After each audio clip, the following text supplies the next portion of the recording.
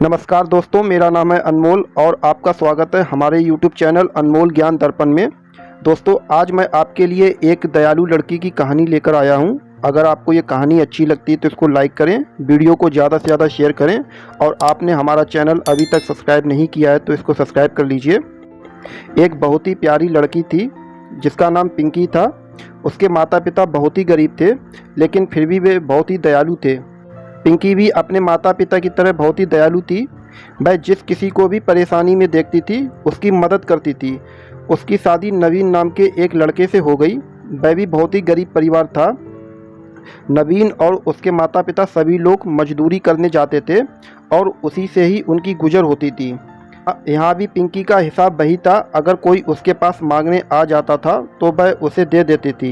एक दिन कोई पड़ोसन आती है और कहती है, बहन तुम्हारे पास थोड़ी चीनी होगी?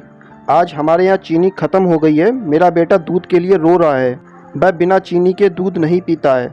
तो वह उसको कटोरी में चीनी ऐसे ही दे देती है।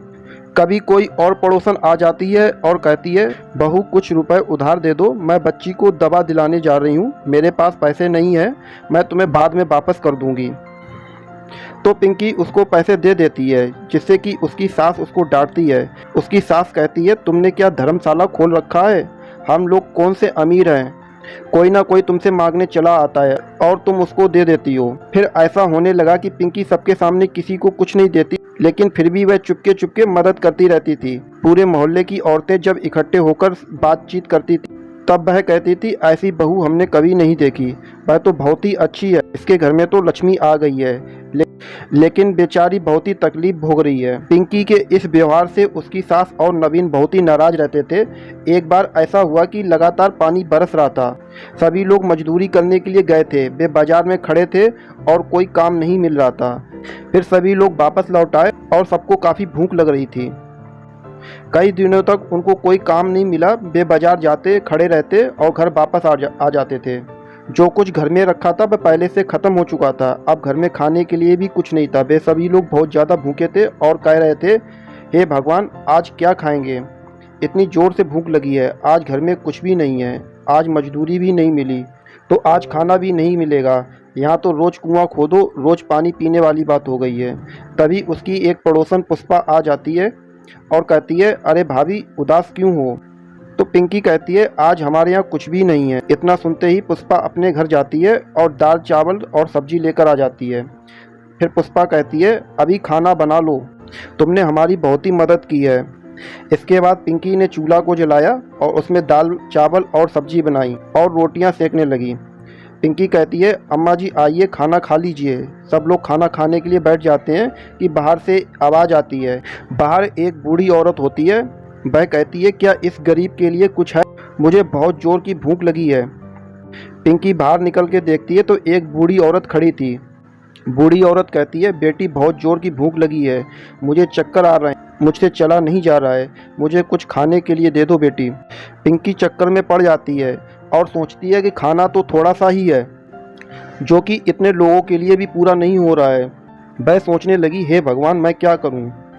इस बूढ़ी औरत को खाना तो दे देना चाहिए। यह कितनी कमज़ोर है और भूखी भी है।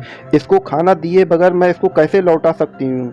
तभी उसकी सास बाहर आकर बोलती है, खाना वाना कुछ नहीं है यहाँ और तुम दरवाजे को बंद कर दो, ज़्यादा चक्कर में मत पड़ा करो।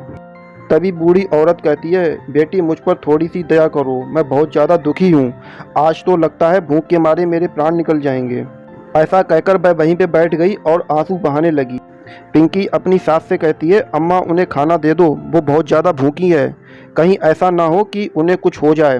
तभी पिंकी की सास उसको डांटती है और कहती है, हमारी तुम्हें कोई परवाह नहीं है और वो भिखारन कहाँ से चली आई है, उसकी तुम्हें ज़्यादा परवाह हो रही है। तभी पिंकी कहती है, अम्मा ज़रा सोचो, हमने भी तो 2 दिन से कुछ नहीं खाया है, हमें भी तो चक्कर आ रहे हैं। पिंकी ने देखा तो वह बूढ़ी महिला रो रही थी। अब पिंकी से नहीं रहा गया। उसने कहा, अब चाहे जो भी हो जाए, मैं उस बूढ़ी औरत को खाना जरूर खिलाऊंगी। वो अंदर गई और थाली में खाना परोसकर ले आई और उस बूढ़ी औरत को दे दिया। वह बूढ़ी औरत बहुत ज़्यादा खुश हो गई और खाने लगी। तभी बूढ़ी औरत कहती है, खाना बहुत ही स्वादिष्ट है, क्या ये खाना तुमने बनाया है? तुम बहुत सुखी रहोगी। अगर और खाना है तो थोड़ा सा और खाना ले आओ।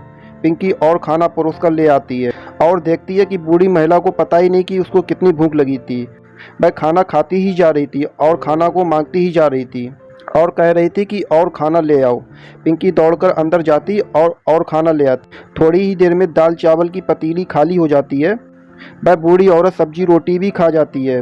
भूख से बिलबिलाते हुए नवीन ने देखा कि पतीली खाली पड़ी है और उसमें कुछ भी नहीं रह गया है, जिससे कि नवीन को बहुत ज़ोर से गुस्सा आ जाता है और वह बर्तन को चूल्हे पर फेंक के मारता है, जिससे कि चूल्हा टूट जाता है। यह देखकर पिंकी रोने लगती है और कहती है चूल्हा तो टूट गया है, अब खाना किस पर बनेगा। तभी बूढ़ी औरत कहती है तुम परेशान ना हो बेटी, मैं ऐसा चूल्हा बनाकर तुम्हें दूंगी कि वह कभी नहीं टूटेगा और उस पर खूब खाना बनाना और कोई भूखा भी नहीं रहेगा। इसके बाद वह बूढ़ी औरत मिट्टी को लेती है, उसमें थोड़ा सा पानी डालकर मिट्टी को गूंथकर एक नया चूल्हा बना देती है। फिर बूढ़ी औरत कहती है बेटी इस चूल्हे पर खाना बनाओगी तो मुझको याद करोगी। तुम्हारे यहाँ कुछ नहीं है, तुम जिस चीज़ को बनाना चाहो उसका नाम लेकर इस पर पतीली को रख देना। ऐसा कहकर वह बूढ़ी औरत वहाँ से चली जाती है। पिंकी पतीली को चूल्हे पर रखती है और कहती है मैं तो दाल बनाने वाली थी। चूल्हे में लकड़ियाँ अपने आप जलने लग जाती हैं और खाली पतीली में दाल भरकर उबलने लग जाती है। अब तो पिंकी बहुत ज़्यादा खुश हो जाती है। 1 मिनट के अंदर पतीली में दाल अपने आप बन जाती है। इसके बाद वह दूसरी पतीली को भी चढ़ा देती है और कहती है मैं तो चावल बन। इसके बाद क्या होता है चावल भी बन। अब तो पिंकी जिस चीज़ को बनाना चाहती है बस उसी का नाम लेती और वह चीज़ बन जाती। यह देखकर पिंकी के सास ससुर और नवीन बहुत खुश हो जाते हैं। वे पिंकी की प्रशंसा करने लग जाते हैं और सभी लोग भरपेट खाना खाते हैं। जिसका जो भी मन खाने का होता वे उसी पकवान का नाम लेते और पिंकी उसको बना देती। अब सभी लोग पिंकी की बहुत ज़्यादा इज्जत करने लग गए। अब उनके घर की कायाकल्प भी बदल जाती है। इतनी देर में बाहर से फिर आवाज़ आती है बेटी मुझ पर थोड़ी दया करो, मैं बहुत ज़्यादा दुखी हूँ। आज तो लगता है भूख के मारे मेरे प्राण निकल जाएंगे। ऐसा सुनकर घर के सभी लोग खुश हो जाते हैं और हमेशा की तरह पिंकी उस मांगने वाली को खाना परोसकर दे देती है। तो दोस्तों इस कहानी से हमको सीख मिलती है कि हमें अपने आसपास के लोगों के प्रति हमेशा दयालु रहना चाहिए।